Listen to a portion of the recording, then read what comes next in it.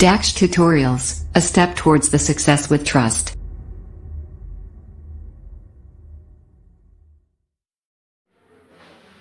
Hello students, welcome to you in your YouTube channel Daksh tutorials. हमने last video में आपको exercise 2.4 के बारे में बताया था, यानी चैप्टर 2 वहाँ पर फिनिश हो गया था। आज हम चैप्टर 3 स्टार्ट करेंगे। जैसा कि चैप्टर का आपका नाम है pair of linear equation and two variables, यानी हम इसमें जो डिस्कस करेंगे वो क्या डिस्कस करेंगे। जैसा कि हमने क्लास 9th में linear equation and two variables सीखा था, यानी एक लीनियर इक्वेशन होती थी उसका हमने सॉल्यूशन उसमें सीखा था। कितने सॉल्यूशन, एक लीनियर इक्वेशन किस तरह से होती है, लीनियर इक्वेशन टू वेरिएबल्स में किस तरह से हम ग्राफिकल रिप्रेजेंटेशन करते हैं और किस तरह से उसका सॉल्यूशन फाइंड करते हैं, और किस तरीके से उसको वन वेरिएबल में रिप्रेजेंट किया जाता है, किस तरह से टू वेरिएबल फॉर्म में रिप्रेजेंट किया जाता है। ये हमने क्लास 9th में सीखा था। बट अब क्लास 10th में आकर के उसी से रिलेटेड अब हम सीखेंगे pair of linear equation and two variables के बारे में। तो चलते हैं अपने चैप्टर पर, पेयर ऑफ लीनियर इक्वेशन के बारे में। जैसा कि आपका नेम ऑफ द चैप्टर है pairs of the linear equation and two variables, दो वेरिएबल्स वाले लीनियर इक्वेशन के पेयर, यानी दो वेरिएबल्स वाले लीनियर इक्वेशन के पेयर का मतलब इसमें डेफिनेटली दो इक्वेशंस होंगी। तो हम चलते हैं इंट्रोडक्शन पे। इन जनरल फॉर्म में देखते हैं general form of a pair of linear equation and two variables x and y, यानी मान लीजिए कोई दो वेरिएबल x और y हैं, उनमें जनरल फॉर्म अगर देखते हैं तो क्या होती है a1x plus b1y plus c1 equal to 0 and a2x plus b2y plus c2 equal to 0। ये c1 c2 आप इधर भी हो सकते हैं, but in standard form we will write such that where a1 b1 c1 a2 b2 c2 are the real numbers. जो इनके coefficient देख रहे हैं, x का कोफिशिएंट, y का कोफिशिएंट, कांस्टेंट टर्म, ये सभी क्या है रियल नंबर्स हैं। और x और y क्या है हमने बताया आपको टू वेरिएबल्स हैं x एंड y, ठीक है। ये सभी क्या है रियल नंबर्स है। एंड ये condition is that a1 square plus b1 square is not equal to 0 and a2 square plus b2 square also is not equal to 0। Similarly ये भी समझ लें आप a1 और b1 कभी भी दोनों 0 नहीं हो सकते। कोई एक तो एक 0 में भी हो सकता है, उसे दूसरे को 0 कोफिशिएंट मान के लिखा जा सकता है, लेकिन दोनों 0 नहीं होंगे। a1 b1 या a2 b2 अगर दोनों ही 0 हो जाएंगे तो फिर वहां पर वेरिएबल खत्म हो जाएगा और वो इक्वेशन नहीं रहेगी।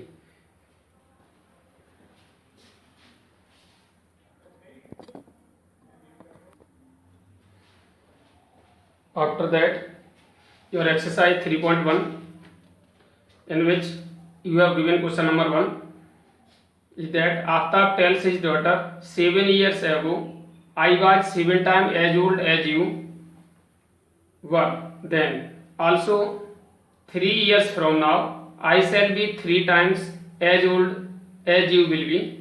Isn't this interesting? Representing this situation algebraically and graphically. आपको ये कहा जा रहा है, क्वेश्चन में ये कहा गया कि आफ्ताब अपनी पुत्री से ये कहता है कि 7 साल पहले मैं आपकी एज का 7 टाइम्स था और अब से 3 साल बाद आपकी एज का 3 टाइम हो जाऊंगा। ये कितना रुचिकर या कितना इंटरेस्टिंग बात है। और इस सिचुएशन को आपको ग्राफिकली रिप्रेजेंट करना है और एल्जेब्रिकली रिप्रेजेंट करना है। चलते हैं अपने क्वेश्चन पे। तो सबसे पहले हम एज्यूम करते हैं let the present age of Aftab equal to x and present age of daughter equal to y। अब जो कंडीशन दी गई है 7 ईयर एगो की दी हुई है, therefore 7 year ago age of Aftab definitely ago इस पहले 7 साल कम हो जाएगी तो x माइनस 7 ईयर हो जाएगा। And age of daughter y minus 7, यानी डॉटर की एज होगी y माइनस 7 हो जाएगी, तो 7 साल पहले y माइनस 7 ईयर हो गया। अब जो कंडीशन कहा था उसमें आफ्ताब ये कह रहा I was 7 time age old you were, यानी जब आप जितने 7 साल पहले में आपकी एज का 7 गुना था। तो ये जो age of Aftab equal to according to first condition में x minus 7 equal to 7 multiply y minus 7, यानी age of Aftab will be 7 time age of daughter. 7 time age of daughter होगी। After simplification it we get x minus 7 equal to 7y minus 49 and 7 transpose into the RHS and 7y into the LHS, then we get x minus 7y equal to minus 49 plus 7. After simplification we get an equation x minus 7y equal to minus 42. It is the algebraically representation of this situation according to first condition.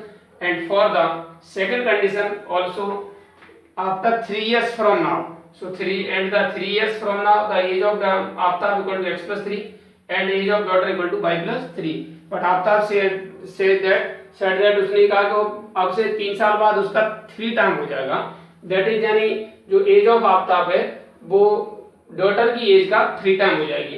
3 years from now Aftab होगा x plus 3 और daughter होगी y plus 3, यानी age of Aftab x plus 3 equal to 3 into y plus 3।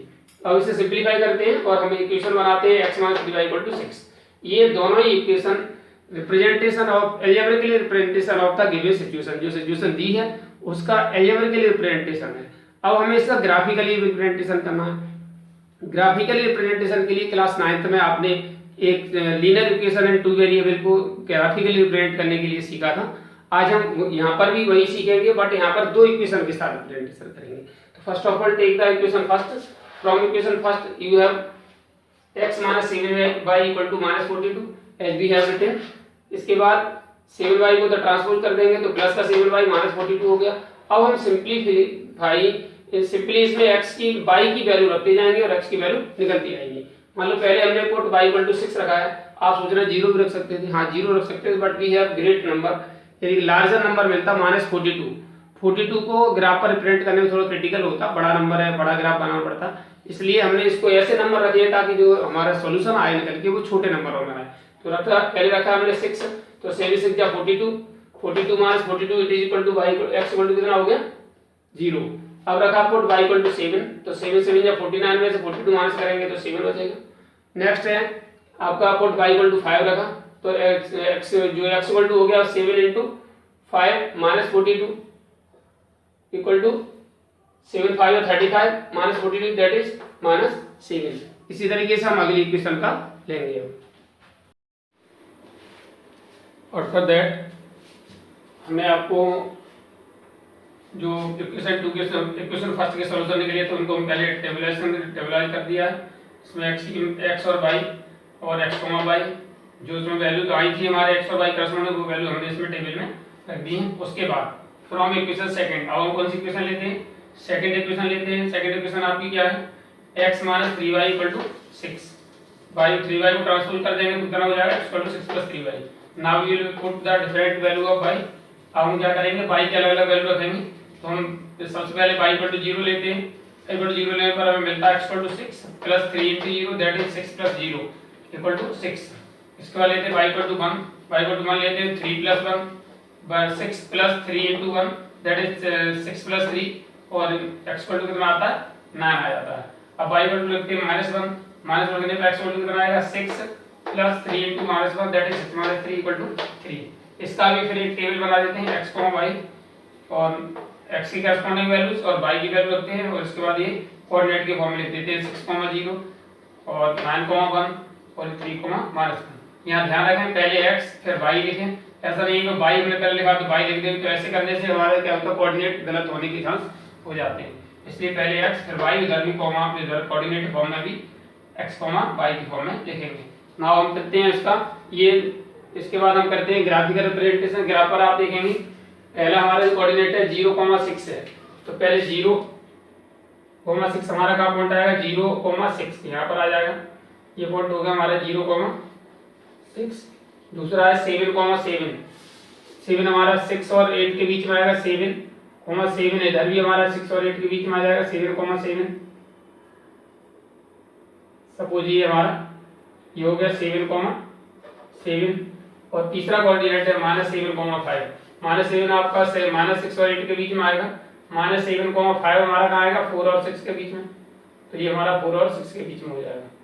इस तरीके से ये हमारी ये कोऑर्डिनेट हो गया, ये कोऑर्डिनेट हुआ आपका -7,5। इन तीनों को मिलाती हुई लाइन खींच लेंगे, आप देखेंगे ये तीनों कोऑर्डिनेट एक ही लाइन पर मिले हैं।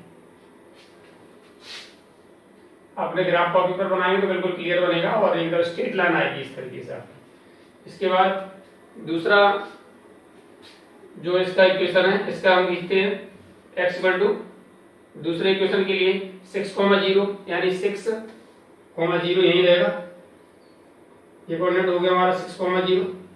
दूसरा कोऑर्डिनेट हमारा 9,1, 9 हमारा 8 और 10 के बीच में 9 आएगा, 9,1 2 और 1 के बीच में, यानी 9,1 हमारा कोऑर्डिनेट जो होगा वो यहाँ पर आ जाएगा। और इधर है हमारा तीसरा 3,-1, 3 हमारा 2 और 4 के बीच में, -1 नीचे आ जाएगा यहाँ पर, 3 पर आपका हो गया -1, इधर आपका 3,-1। ये भी आप देख रहे हैं तीनों एक ही सीध में है। ये हमारा क्या हो गया, इनका दोनों इक्वेशन का ग्राफिकल रिप्रेजेंटेशन हो गया। थोड़ा सा ये लाइन आउट हो रही है क्योंकि ये ग्राफ कॉपी नहीं है, ग्राफ पर आप करेंगे तो प्रॉपर आ जाएगी। और इस तरीके से ये दोनों इक्वेशन का ग्राफिकल रिप्रेजेंटेशन होता है। हम लाइन को आगे और पीछे भी पढ़ा सकते हैं। हमने यहाँ जो स्केल लिया है वो आप देख रहे हैं, scale on X and Y axis क्या लिया है, 1 सेंटीमीटर इक्वल टू 2 यूनिट लिया है। अपने सूटेबल और भी कोई अपने जो सूटेबल लगेगा उस तरीके से हम इसको ले सकते हैं। आज के इस वीडियो में इतना ही, और बाकी अदर 2 क्वेश्चंस हम बाद में इसके कराएंगे। तो ये देखते हैं, इसके जो इक्वेशन थे उनके इक्वेशन करस्पॉन्डिंग इक्वेशन लिख देते हैं। जो इनके इक्वेशन है, जो हमारा ग्राफ कॉपी में इक्वेशन जो बने थे, पहली जो लाइन है उसका ग्राफ है आपका x - 7y इक्वल टू -42, और दूसरा जो हमने इक्वेशन बनाया था वो था x - 3y इक्वल टू 6। ये 2 इक्वेशन हमारे बने थे, दोनों का ग्राफिकल रिप्रेजेंटेशन हो चुका है। तो in last I want to say that जिन बच्चों ने अब तक हमारा चैनल सब्सक्राइब नहीं किया वो चैनल सब्सक्राइब करें, वीडियो को लाइक एवं शेयर करें। एंड लास्ट, पढ़ो घर से, कहो दिल से, 10 tutorials a step toward the success with trust. Have a good day.